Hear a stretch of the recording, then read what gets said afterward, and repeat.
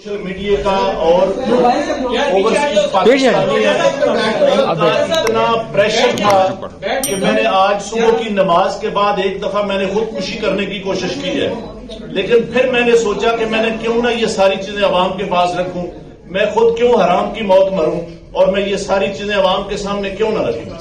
मैं इस क्रम में से गुजर रहा हूं।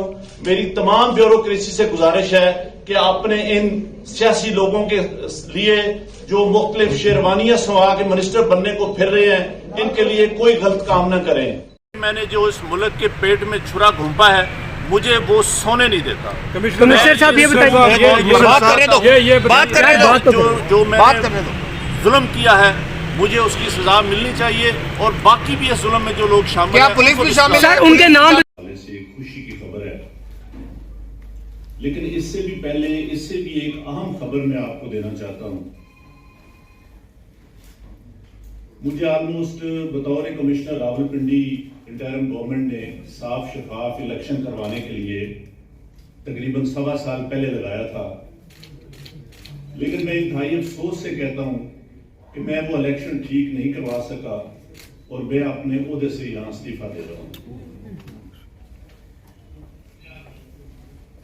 मैंने जो इस इलेक्शन में गलत काम किया है, रावलपिंडी के 13 एमएलए की सीटें जो हारी हुई लोगों को हमने जितवाया है, लोगों की 70-70 हजार की लीड को हमने उनकी शिकस्त में बदला है और आज भी हमारे लोग बैठ के जेली मोहरे लगा रहे हैं।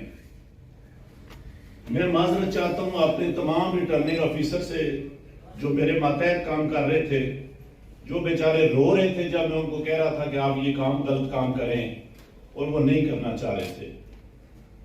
मैंने इस मुल्क के या इस डिवीजन के साथ जो गलत काम किया है, मुझे रावलपिंडी के कचहरी चौक पे सजाए मौत दी जानी चाहिए और मेरे साथ चीफ इलेक्शन कमिश्नर और चीफ जस्टिस ऑफ पाकिस्तान को भी इसी चौक में सजाए मौत दी जानी चाहिए कि हमने इस मुल्क के साथ जितना बड़ा गलत काम किया है। मैं नहीं चाहता कि मैं 1971 वाली तस्वीर दोबारा देख सकूं। जो काम हमने किया है, मैंने किया है, ये मुझे ज़ेब नहीं देता था। इसी वजह से मैंने अपने ओहदे से, अपनी सर्विस से, सब चीजों से इस्तीफा दे दिया है। आप सरकारी गाड़ी पे घर जाएंगे कि अपनी गाड़ी पे? सर जी ये बताएं कि आपके पास क्या सबूत है कि धांधली हुई है? कोई सबूत सामने रखेंगे? जाहिर है कि जो ओरल चीज है वो तो सामने नहीं आ सकती ना।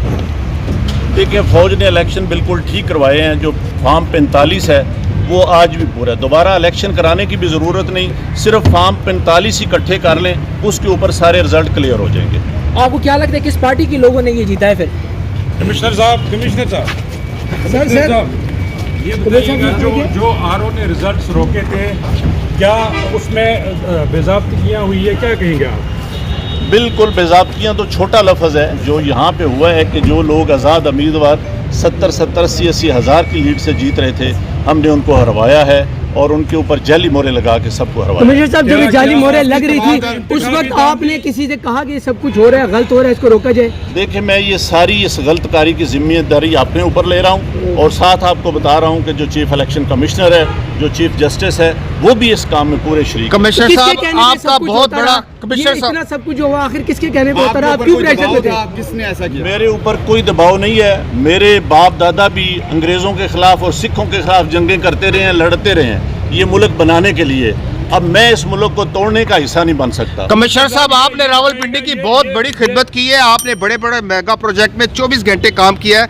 ये बताइएगा कि आपको कमिश्नर चीफ इलेक्शन कमीशन दबाव में ला रहा था कि ये करें सारे काम, लोग जीतों को आपने हराया, आपको नींद कैसे आती रही? किस तरह आपका ज़मीर जाग गया? देखिए, मैंने रावलपिंडी के लिए 14-14, 16-16 घंटे काम किया है। मैंने यहाँ रिंग रोड बनाया है, ददोचा डैम बनाया है, होली फैमिली हॉस्पिटल बनाया है, जिमखाना बनाया है, मैंने लारी अड्डे बनाए हैं, मजदूरों के लिए सेंटर बनाए हैं, मनशियात के अड्डे सेंटर बनाए हैं। सब कुछ मैं अपने मुल्क की बेहतरी के लिए करता रहूं, लेकिन आखिर पे मैंने जो इस मुल्क के पेट में छुरा घूंपा है, मुझे वो सोने नहीं देता। मैं ये सुकून, बात करने दो, जो मैंने जुल्म किया है मुझे उसकी सजा मिलनी चाहिए और बाकी भी इस जुल्म में जो लोग शामिल क्या हैं, पुलिस भी शामिल है? उनके पुलिस भी नाम शामिल है? बताएंगे जो लोग आपके पुलिस साथ भी काम करते हैं, शामिल है? कुछ सीनियर अफसरान जो भी थे।